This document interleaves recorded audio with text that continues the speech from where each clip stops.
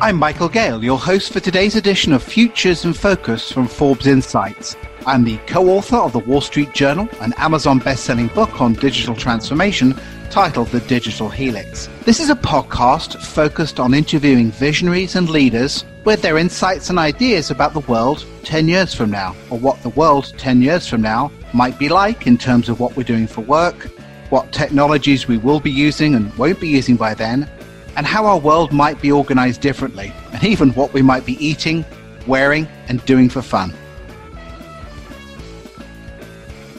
Today on Forbes Insights Futures in Focus, we look forward to what might be the case with drones.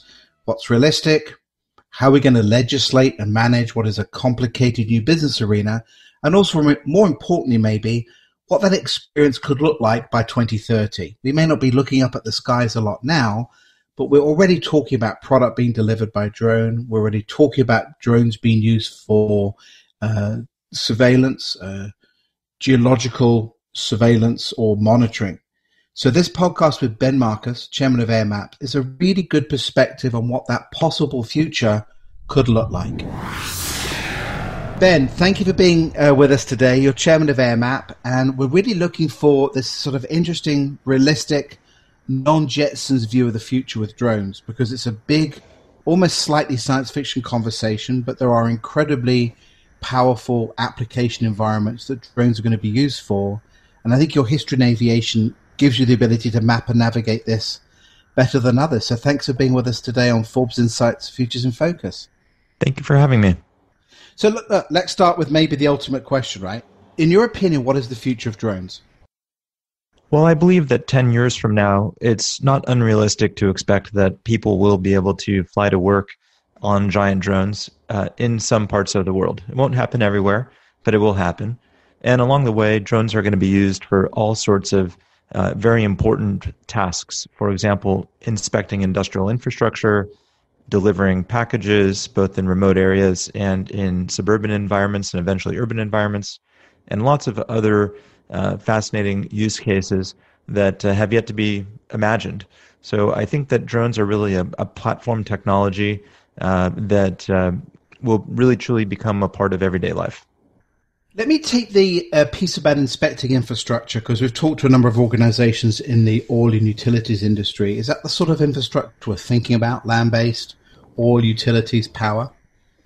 There are so many industrial applications for drones that are already proving to be valuable. For example, you mentioned oil and gas, power line infrastructure. We've had some fire disasters in California, in particular in the last couple of years, that could have been prevented if the power utility was inspected more regularly with drones. One very fascinating use case that we've been paying attention to is cell phone tower inspection.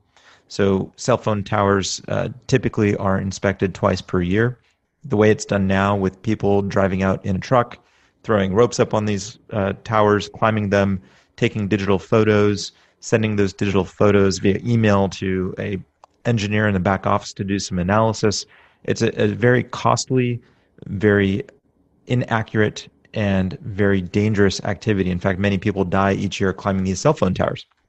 With a drone, you can take one person to the site with a drone, put that drone on the ground, hit the go button. The drone automatically flies the precise path around the tower to capture the imagery, automatically uploads that imagery to the cloud where a 3D model is built, and you can run very precise analytics on that 3D model. This results in much higher safety, much better accuracy, and much lower cost. In fact, it costs about $4,000 less per cell tower inspection using a drone than using people that climb it. And if you do that twice per year, it's $8,000 per year per tower. And if you're a large tower owner in the United States, you might own 50,000 or 80,000 towers. So this could save you $500 million a year as an owner of cell phone towers. Multiply that across all of these industries, railroads and highway inspection and offshore oil rig inspection. It's billions and billions of dollars of savings, direct cost savings for inspection, not to mention the latent revenue that can be derived by having more accurate information about your assets. Why have we, it's such a logical story and process, why has it taken to this point, or maybe even beyond, for that to happen? Is the technology not there? Is the imagination not sparked by sort of simple economics? What's preventing this happening right now? I think it's three things. One is technology, another is regulation, and last is just the enterprise adoption curve. So the technologies have evolved relatively rapidly over the last 5 years. We've gone from drones being these things that are actually quite difficult to fly. If you're like me, maybe you flew remote control airplanes and helicopters as a kid. It was a very manual process. You had to have a high degree of skill. Now these drones are becoming increasingly automated to the point where now it just requires supervision. You don't actually have to have any piloting skill. And so the person is just there to make sure that it doesn't go haywire. And if it does, push the red button so it'll land. Basically, that's all you have to do as a drone pilot these days. So that's gotten much, much easier and scalable. Regulation has evolved so that now commercial drone operations are permitted, meaning that you can use a drone in your business. You can earn money by offering drone services, if you like. And so there's a whole marketplace of service providers that has emerged over the last few years. We are not at the point yet with regulation that allows for unsupervised operation. So there still needs to be a human in the loop, but that is evolving relatively quickly. And then on the third point about enterprise adoption, generally it takes enterprises, any large organization, it takes them quite some time to really fully embrace a new technology, understand what it means for their business, how do they integrate these data flows into their normal way of doing business, and how do they mitigate any risks that might arise from using this new technology. And so that has taken a number of years. Now here at the end of 2019, going into 2020, we see many, many large enterprises fully embracing drones, moving these from pilot projects in their innovation arms to really deploying them across the enterprise. And we're very excited for that. So that perspective is really about data accumulation. Sort of, I could argue data has no weight, physical weight to it. There is always this ongoing discussion. I live in Seattle, which is the sort of incubated home for Amazon. Package delivery, even before human delivery, requires sort of a weight to power ratio. And we've always talked about a pair of shoes probably being the weight range, which is not a practical model for anybody really trying to make commercial money in delivery. But clearly there are some step functions upward that will occur in drone design and capacity over the next few years. We're sitting here 2030. What sort of products do you think are going to get delivered by drones, domestically or commercially, that we should be waiting for? Well, around the world, I think consumers are becoming increasingly impulsive. If you want something, you want it right now. And, we've seen the massive adoption of Amazon Prime, Prime Now, and food delivery, all of these things. I think that you're going to see more and more small goods, whether it's a coffee or some food or toothpaste, or I like to use the analogy of my wife needing some eyeshadow that she ran out of or whatever. There's so many things that people want in the short term, and will pay a premium to have it in 10 or 15 minutes. So I think the possibilities are really endless there. What we're seeing in the immediate near term, what's happening right now and over the next few years, is packages are being delivered for really compelling humanitarian purposes. So delivery of blood and vaccines and medicines to places that it would be very difficult to get these things if it weren't for a drone.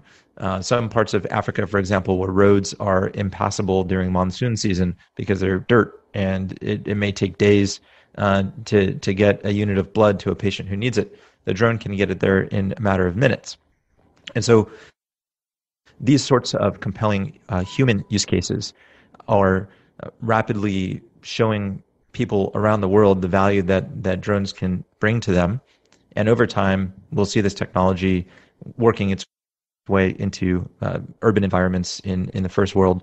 And 2030, I think, essentially anything that you order on Amazon, unless it's large and bulky, will be delivered by drone.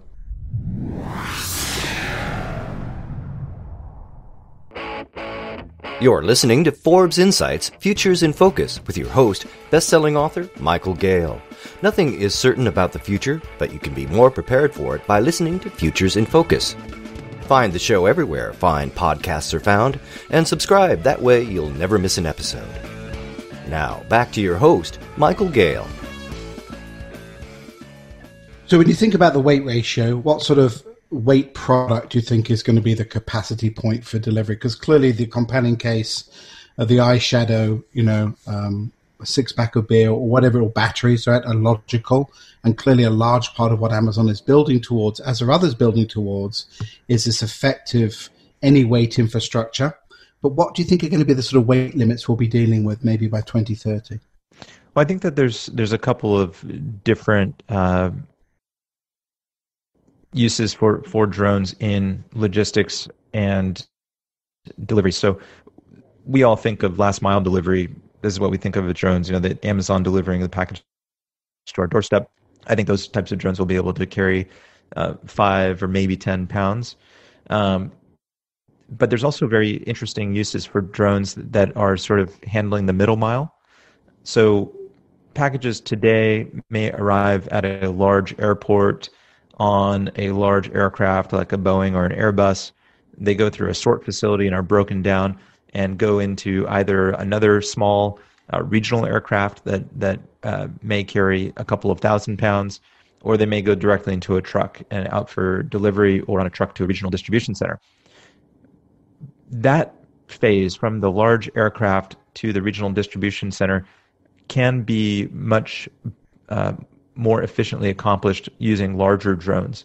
So I think we're going to see unmanned aircraft that can carry 500 to 1,000 pounds that are carrying packages into lesser density environments. You can imagine towns in rural parts of America or other parts of the world where it may be very costly to move these packages in a small delivery van. You think about the FedEx or UPS delivery van that brings the package to your doorstep. There's some communities where that same van is moving 500 or 1,000 pounds over 300 miles because that's the extent of the capacity of that town or village requires.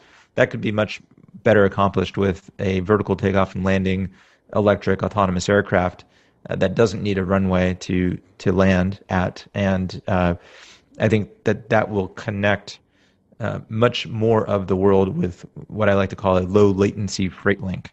That improves economic viability of many communities around the world where thus far they've been relegated to really trading within their own local community rather than having access to a global marketplace. So I think this has the potential to really raise the standard of living for many people all around the world. That's a great concept. I'm in the process of writing a second book called Flat Cap, Reimagining Capitalism. And one of the arguments is the world is physically more flat and available than before. Yet the challenge of that idea is basically infrastructure. Yes, I may live within 500 miles of a major city, but if I don't have proper roads or an airport, I'm not really experiencing the world in the same way. So this feels to me like an idea to even out that process. That's right.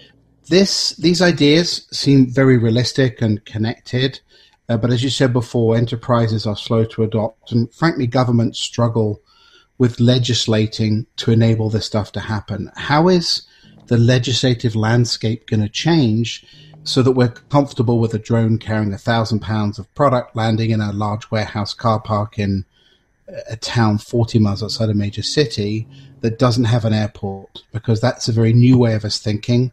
And, governments are traditionally slow at thinking in new ways. Yes, so it takes innovative and courageous political leaders to recognize the benefit and actually make a rational risk versus reward analysis. There's relatively few politicians in the world that think like that. Most of them are status quo, present to forward-thinking people. This is what exists, and this is the incremental change that I can make to maybe make some progress in my community, but not upset people. There's a small percentage of people who think the other way, which is, this is the future that I can imagine, and what are the steps that we'll have to take thinking forward back in order to achieve that future. And I think when you get those few political leaders who think like that and recognize the great benefits that will come to their economy, the reduction in carbon emissions that will come, the de-urbanization impact of being able to move more freely, more quickly, which could result in more green space in cities and less parking garages and less roads and all of that. There's so many countless impacts that are so incredibly positive for humanity. So, we as an industry really like to focus on those leaders who think like that and take advantage of the opportunities that they present, no matter where those are in the world. And so you're seeing a lot of that in Africa already. Here in the United States, we have leaders in the FAA and in Congress who really believe in this future and are innovative, and so we latch onto those. In Europe, even, we're seeing some places that are points of light, like Switzerland, for example, which has been very forward-leading on this technology. So it's really a matter of us as an industry investing our efforts in the places and with the people who are willing to take a little bit of risk and make this happen. Have you seen that risk proclivity? Because it naturally will change between now and 2030. Have you seen it in particular examples that are shining lights of what this can do beyond these medical or small, almost novelty package delivery ideas from Amazon?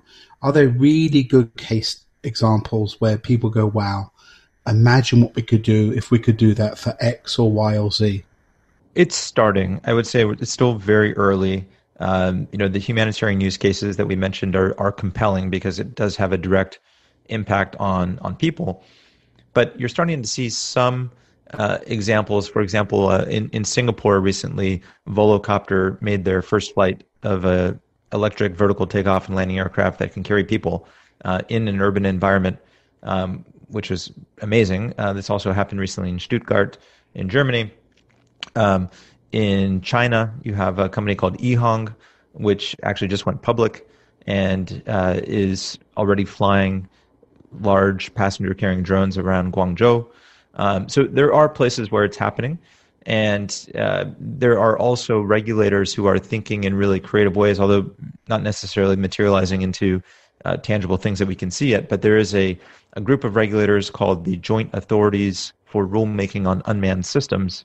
There's a global consortium of regulators who are coming up with creative ways to take a rational look at the risk, both the ground risk and the air risk, and approving operations according to a formula of risk, as opposed to going through a aircraft certification project, which is sort of the old way of thinking about things. If we were stuck with certifying an aircraft in a way that says this thing will absolutely never crash, it doesn't take account of the fact that maybe if that crash happened, it's in a very rural place that has very little impact to people on the ground, and therefore it's safe enough to fly. And so that's sort of the operations-based analysis that some of these authorities are thinking about, and that really helps the industry to progress forward at a faster clip. We've talked a lot with others about cybersecurity, data, and there is actually a visual challenge, which is if things keep flying over the house in high volume, how much privacy do you have to your space in that quotient up 3, 4, 5,000 feet, whatever? Are you concerned at some point we start getting sort of visual intrusions on privacy with drones that sort of flying over places could either be hacked or could be used inappropriately outside the traditional flight path patterns that we've seen for the last, 120 years? So I think privacy is certainly a very legitimate concern. I think broadly with the way technology has made its way into our everyday lives, it's generally something that we need to be thinking about. When it comes to aerial observation, we've had satellites taking a look at all of us for quite some time now, and we can pull up Google Maps and take a look at our house. And those companies have done things to mitigate the potential privacy concerns, like getting people out of the picture and this sort of thing. And so I think we need to be thinking about the same types of mitigations when it comes to drones. Amazon, for example, recently put out a patent or issued a patent was issued a patent that essentially allows their customers to trade overflight for security services. So if you want to use drones as a way to know what's going on your property, you can basically make that trade with Amazon so that they can fly over your property. So I think there's really creative ways to think about this, and just like any other introduction of a new technology, whether it would be cell phones that had a cell phone camera or whatever, we need to work together as a community to discover what is the best way to gain the maximum benefit while mitigating the potential risks.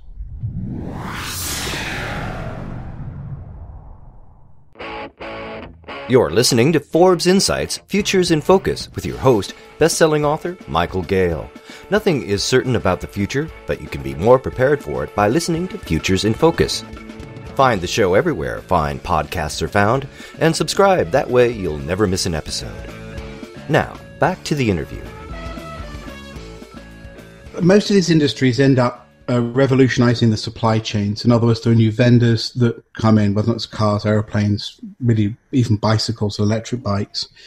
Do you see a different stream of suppliers, manufacturers becoming dominant here? Or do you think we're going to look at traditional vendors in the sort of aerospace industry as being the dominant players in this world going forward?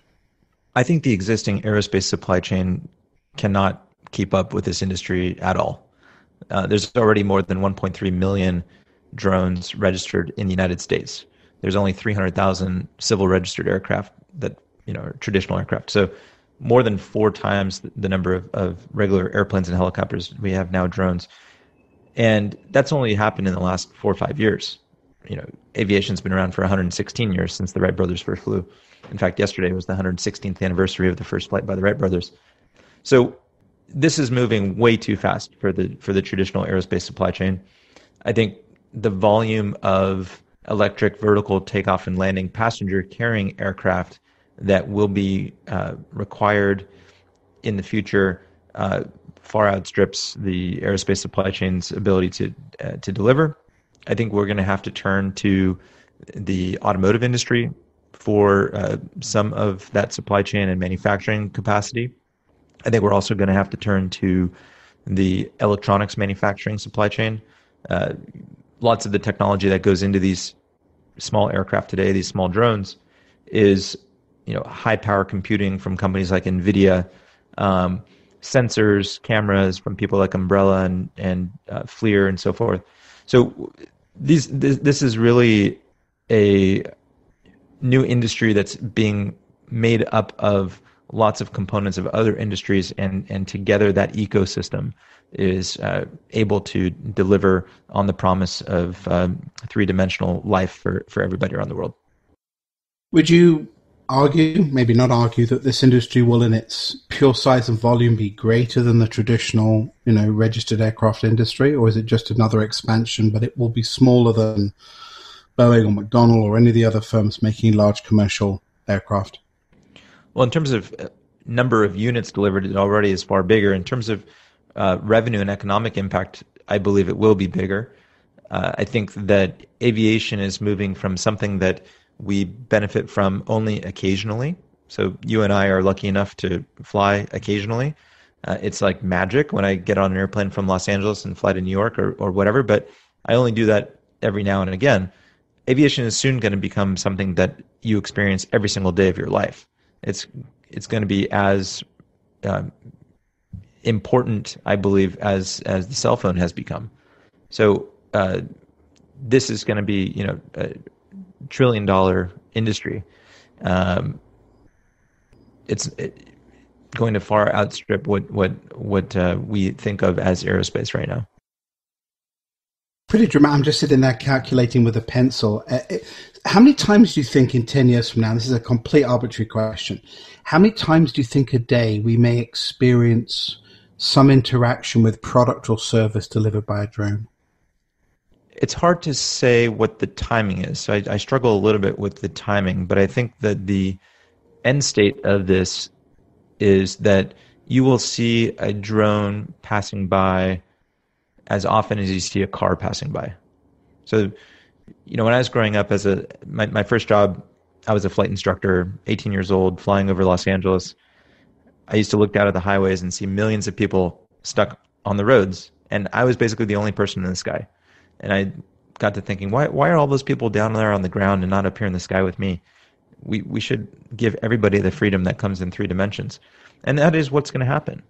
And if you think about it, you're sitting in your home or office and you look out on the street and you see a car passing you every few seconds. If you're in a city, I think you're going to see a drone passing every few seconds when you're I don't know if it's 10 years or 20 years or 30 years from now, but at some point in the future. How many of those interactions where you see one of these things passing you is actually for your own personal benefit? Probably as many times as you get in a car or get an Amazon package delivered to you today. So, I probably take 4 or 5 car trips a day. I might receive an Amazon package every other day or something like that. I think it's going to be approximately the same number of interactions that you'll have as an individual. It's a great assessment. Let's talk a little bit about human movement. I mean, you talked about examples in Singapore. You talked about examples in China, obviously in Stuttgart, which I recently was looking at. Where do you think the human transport business goes with drones? So I think it's going to start with more regional trips. There's a lot of infrastructure that has to be built to support intra-urban operations. So that will take time. But we already have, especially here in America, we have an incredible airport infrastructure. We have about 10,000 airports in the United States that are underutilized. Only about 400 are served by the airlines. So if you start to bring new, highly efficient aircraft into that existing infrastructure, you can already unlock a lot of benefit for people.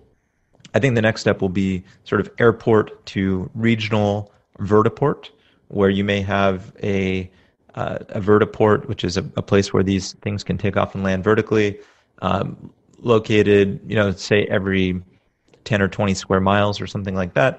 And then from that point, you would, take an Uber to your final destination. And then ultimately we'll get to a point where there's a vertiport, on every other street corner, or maybe these vehicles are so small that they can take off and land in a parking space. Those would probably only fly one person at a time, like an air scooter. But that's where this will eventually go. So that's kind of how I see the progression happening over the course of the next couple of decades. One assumes that power design systems will change. Do you see this as becoming more electric versus, combustion or jet? How do you think the actual power systems are going to evolve? Yeah, absolutely. So most of the innovation happening on the vertical takeoff and landing passenger carrying aircraft side is around electric propulsion. We call these eVTOLs, or electric vertical takeoff and landing. We need to come up with a better name for it, but that's what it is for now. So batteries are becoming much, much better. Electric motors are becoming much more efficient. Battery management systems and propulsion management systems are becoming much better.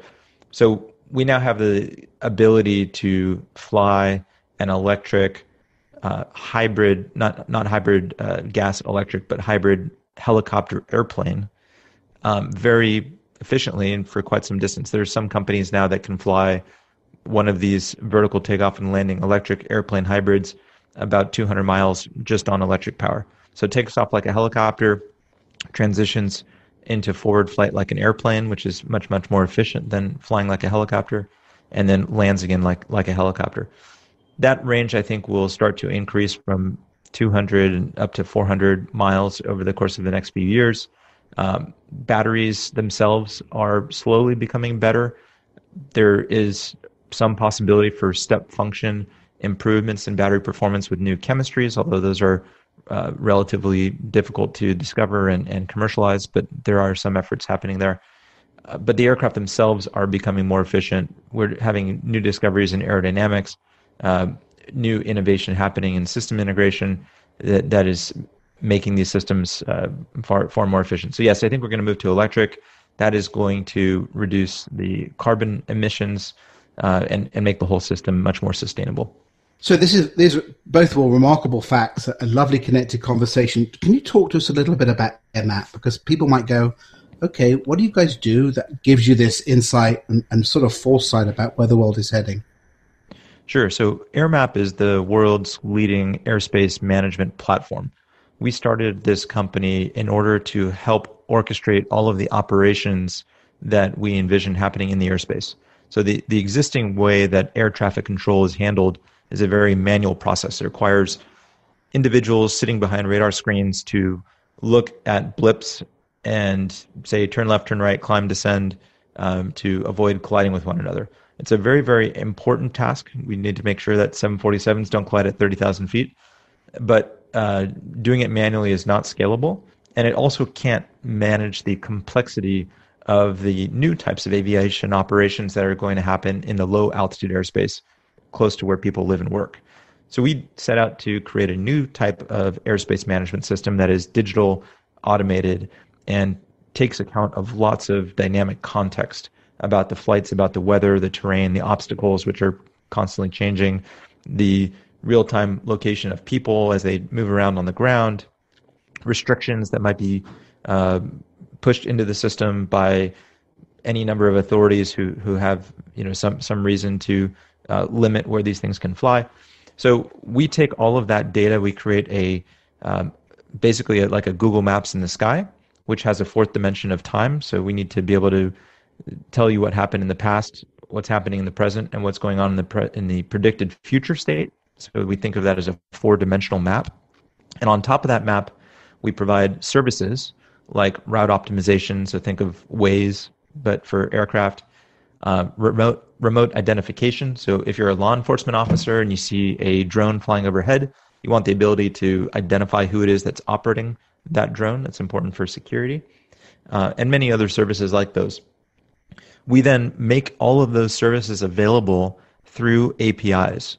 So if you're developing a drone or you're developing an application for a drone and you need these services in order to be able to execute safe and efficient flights, you can use our API to connect to the airspace system.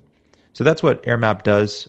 We are now providing services for tens, if not hundreds of thousands of drone flights each day.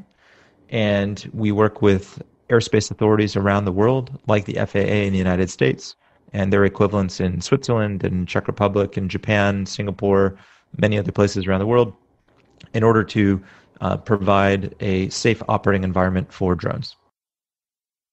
Sort of a surreal conversation, really, because if we were sitting here in 1945 talking about programming computers, it was sort of odd. But the reality is you can't build this sort of infrastructure and usage without some form of management, because I was just looking out of my window here going, maybe I'm going to see 20 drones past that window in 10 years' time. Something needs to manage it.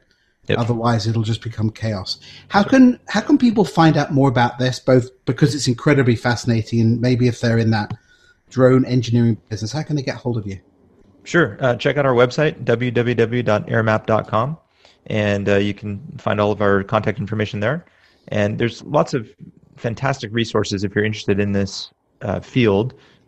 If you're specifically interested in what's going on with passenger carrying operations and the future of that, there's an excellent website called transportup.com, which tracks all of these flying car projects that are ongoing. There's more than 200 of them now. So I'd highly recommend people check that out. But there's plenty of resources all over the internet about drones, and feel free to reach out if you have a specific use case or a question about how to bring drones into your business. We'd be happy to talk about that. And how can they get hold of you in that situation? Sure. Feel free to send me an email. My email is ben@airmap.com. Pretty simple. But you can also find all of our company contact information on our website. A great discussion, because it's lovely to mix this sense of vision with practical anchors about what's happening, and then really discussing what that sort of future infrastructure is going to look like. So thank you, Ben, and thank you actually for being up for this discussion today on Forbes Insights Futures in Focus. Absolutely. It was great to speak with you. You've been listening to Forbes Insights Futures in Focus with your host, Michael Gale. Join us next time when Michael connects with another great guest who will peel back some of the possibilities they believe we will be experiencing 10 years from now. We'll see you next time on Forbes Insights, Futures in Focus.